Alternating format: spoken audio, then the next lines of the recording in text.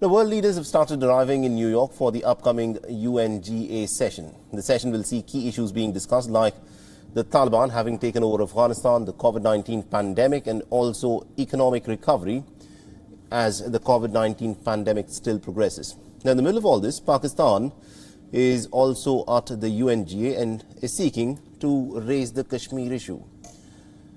Now, this man that you're looking at on your screens, Shahryar Afridi, the chair of Pakistan's Committee on Kashmir, has said that he will be raising the issue of the Indian Union Territory of Jammu and of Kashmir at the UNGA.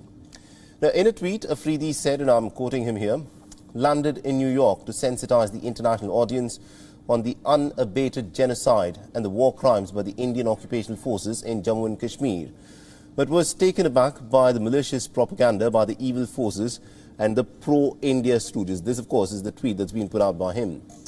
Prime Minister Imran Khan has taught us to fight on all fronts, so we'll fight back.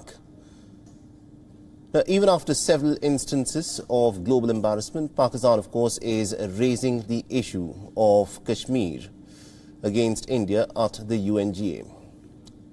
Now, Shahryar Afridi, the Pakistani member of the parliament who is claiming to be fighting for the rights of the Kashmiris, is heard espousing some regressive thoughts against American women on American soil. Listen to what he's had to say.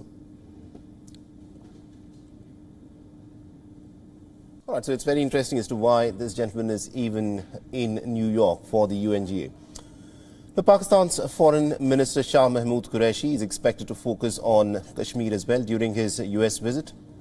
He'll, of course, be repeating the claims at the international platforms of what he insists is, of course, genocide happening in Kashmir. Now, during the UNGA session in 2019, the Pakistani Prime Minister, in fact, made several claims about the Indian territory of Jammu and Kashmir.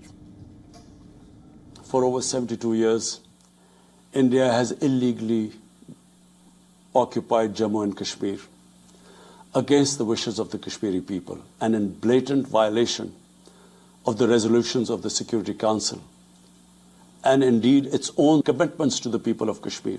The brave Kashmiri people will never submit to Indian occupation and oppression. The government and people of Pakistan are committed to standing by and supporting the Kashmiri brothers and sisters in the legitimate struggle for self-determination.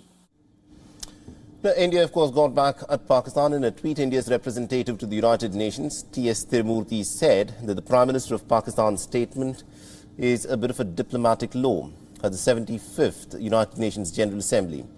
It's another litany of vicious falsehood, personal attacks, warmongering and obfuscation of Pakistan's persecution of its own minorities and also of its cross-border terrorism. A befitting right of reply awaits. This, of course, was the statement put out by India's representative, Ambassador T.S. Tirumurti. Even last week, remember, India had, of course, hit back at Pakistan over its claims at the UNHRC session, saying misusing platforms, international fora, has in fact become a habit of Pakistan.